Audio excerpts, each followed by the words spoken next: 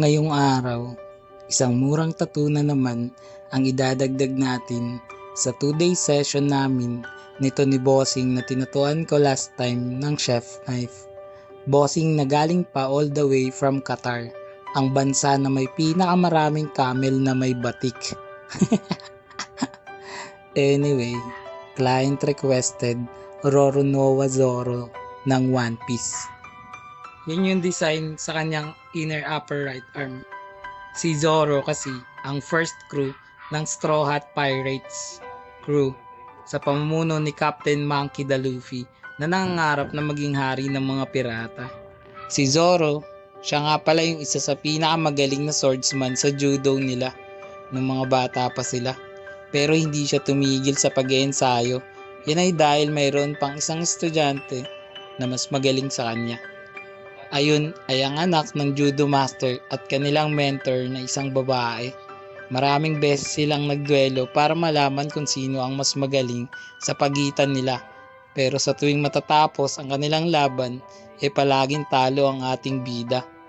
Isang araw, isang di inaasahan na trahedya ang nangyari. Namatay ang babae niyang mortal na katunggali.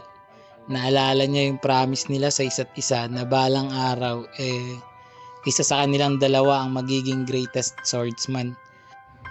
Naalala ko rin tuloy yung pangako ko sa taong mahal ko na gaya ni Zoro, hindi maging isang pinakamahusay na sa espada, kundi maging isang tao na better version ng sarili ko. Haha, cheesy, corny! Pero totoo yun. Sa mga goals natin sa buhay, marami tayong mga pagdadaanan na kailangan natin tisin at pagsikapan. Ayun ay magiging mas madali kapag mayroon tayong motivation at inspirasyon na silang magpapaalala sa atin sa tuwing mapapagod at panghihinaan tayo ng loob. Kaya sa ating lahat, palagi nating paalagaan ng mga taong nagpapalakas at sumusuporta sa atin sa pagtupad natin ng ating mga pangarap. Teka, kung saan na naman napunta ang kwento ko.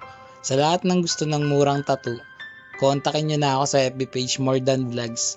Text o tawagan ako sa cellphone number ko 0970-825-0395. Bago matapos tong video, panoorin at pakinggan natin ang tattoo client review.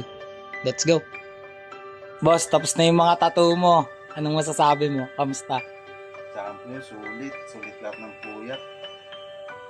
Black and gray, shish. Panalo, champion. Sa pagaling, boss? Daluyong, straight from Qatar.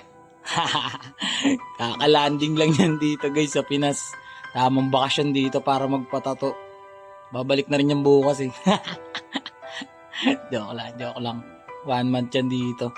Rate mo na, boss, 1 to 10. 1,000 to pa. Sobra. Sulit.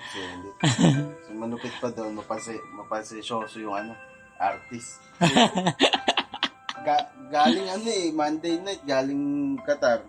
Tapos Tuesday morning, banat ka agad. Puyat, kasulampay niyo. Kaya pag minsan, di nakaya, pumapayag naman. Yun, putik na yan. 2-day session, grabe ang tibay ni boss. Walang pampamanhid yan kahit isa. Ang dami mo pa pang bakante, boss, ha? Ulit ka pa ba?